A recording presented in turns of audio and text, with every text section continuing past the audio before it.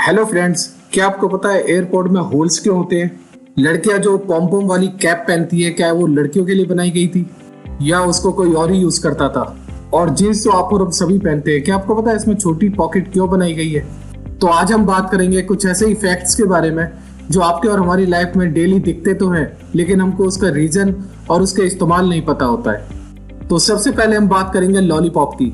Lollipop बच्चों की बहुत फेवरेट चीज है, लेकिन क्या आपको पता है इसके स्टिक में ये होल क्यों होता है? काफी पेरेंट्स का मानना है ये होल इसलिए दिया गया है कि बच्चा लॉलीपॉप खाने के बाद इससे सीटी बजा सके, लेकिन यह होल सीटी बजाने के लिए नहीं दिया गया है। यह होल इसलिए दिया गया है कि लॉलीपॉप स्टिक से अच्छी तरह चिपका रहे, क्योंकि जब भी हम लॉलीपॉप को थोड़ा सा तोड़ते हैं तो कई बार होता है कि इसमें बहुत सारे क्रैक्स आ जाते हैं और वो पूरा टूट के नीचे गिर जाता है। इस होल की वजह से ये लॉलीपॉप पूरा नहीं टूटता है और स्टिक से चिपका रहता है। इस स्टिक में ये होल होने का एक और रीजन है, लॉलीपॉप खाते खाते अगर ये स्टिक बच्चे के गले में फंस जाती है तो इस होल की वजह से एयर सर्कुलेशन में बहुत मदद मिलती है। आपने अक्सर किचन में देखा होगा कई सारे बर्तन होते हैं जिनको इस्तेमाल में लिया जाता है, और आपने ये पैन भी देखे होंगे। आपने देखा होगा इन पैन्स के पीछे एक होल होता है। काफी लोग ये मानते हैं ये होल टांगने के लिए दिया गया है। ये होल टांगने के लिए नहीं, बल्कि इसलिए दिया गया है जब इस पैन में हम काम कर रहे होते हैं तो जिस स्पून का हम इस्तेमाल कर रहे होते हैं उस स्पून को इस पे लगा सकें। हम हमेशा उस स्पून को कहीं रखते हैं जिस वजह से स्पून गंदी हो जाती है। यह होल इसलिए दिया गया है कि आप स्पून को यहाँ पे लगा सकें और यहीं से निकाल के काम कर सकें। तो नेक्स्ट टाइम ध्यान रखना, अगर आपकी मम्मी किचन में काम कर रही है और वो साइड में स्पून को रख रही है तो आप उनसे बोल देना कि इस स्पून को आप इस होल में भी लगा सकते हैं। रोज सुबह उठकर सबसे पहले काम होता है ब्रश करना। मैं तो ब्रश करता हूँ, क्या आप ब्रश करते हैं? अगर हाँ तो चैनल को सब्सक्राइब करें, अगर नहीं करा तो मैं ये सोचूंगा आप ब्रश ही नहीं करते। टूथपेस्ट निकालते वक्त आपकी और हमारी नजर ये ब्लू, रेड और ग्रीन कलर के मार्क पे जरूर जाती होगी, लेकिन हम इसे नजरअंदाज कर देते हैं। क्या आपको पता है ये क्यों होते हैं? मैं आपको बता देता हूँ। इन मार्क से हमें पता चलता है कि ये टूथपेस्ट किस किस चीज से बना हुआ है। अगर ग्रीन मार्क हो तो आप समझ लेना है बस ये नेचुरल चीजों से ही बना हुआ है।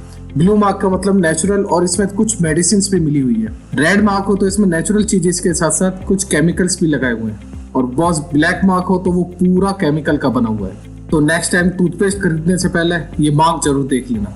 वैसे काफी लोगों का ये मानना है कि ये प्रिंट करते वक्त ये मार्क रह जाता है, जैसे अखबारों के नीचे होता है। तो जिसको ये नहीं पता है प्लीज उसे जरूर बता देना। दोस्तों, आपने देखा होगा हेडफोन के प्लग में ये लाइन्स होती है। यह लाइन डिजाइन के लिए नहीं होती है। आपने देखा होगा कई प्लग्स में 2 लाइन होती है, कई में 3 लाइन होती है।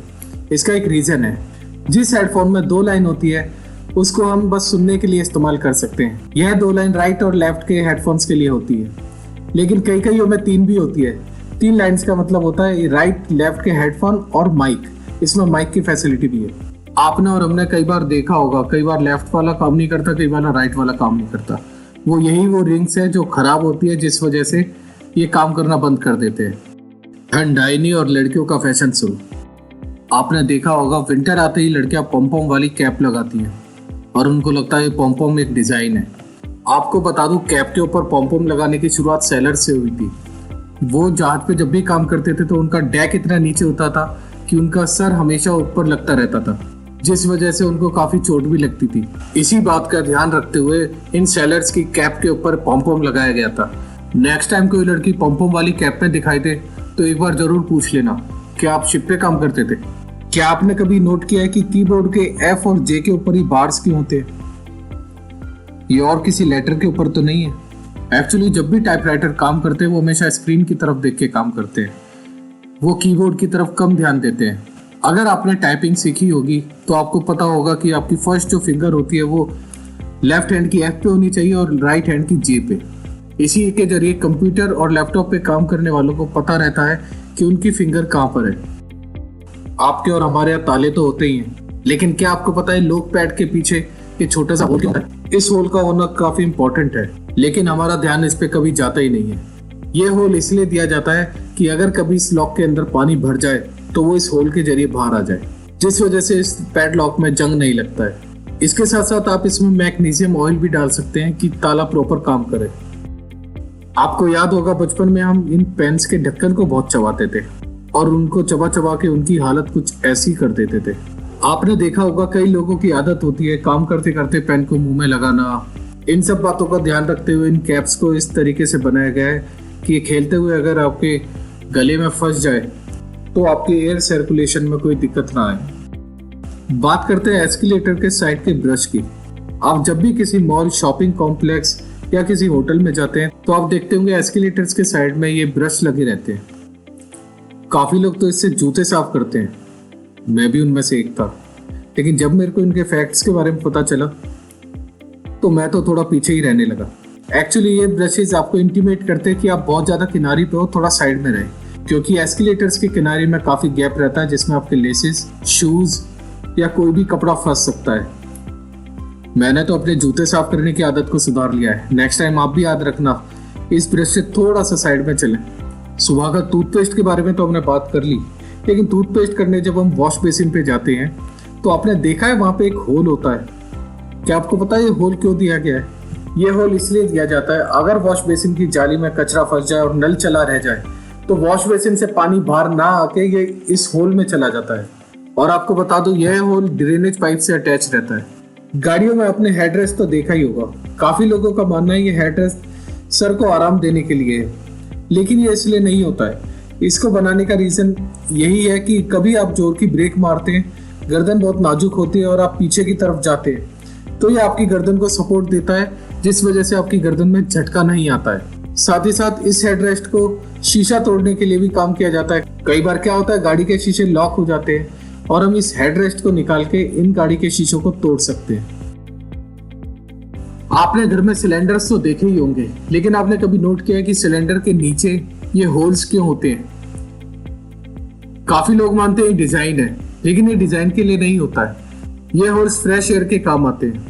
आपको बता दो, सिलेंडर का भी एक टेम्परेचर होता है। अगर वो टेम्परेचर कुछ ज्यादा हो जाएगा तो सिलेंडर फटने के चांसेस हो जाते हैं। इन्हीं बातों को देखते हुए सिलेंडर के नीचे होल दिए जाते हैं, इससे सिलेंडर का टेम्परेचर बना रहता है। यह होल सेफ्टी पर्पस के लिए बनाए जाते हैं, डिजाइन के लिए नहीं।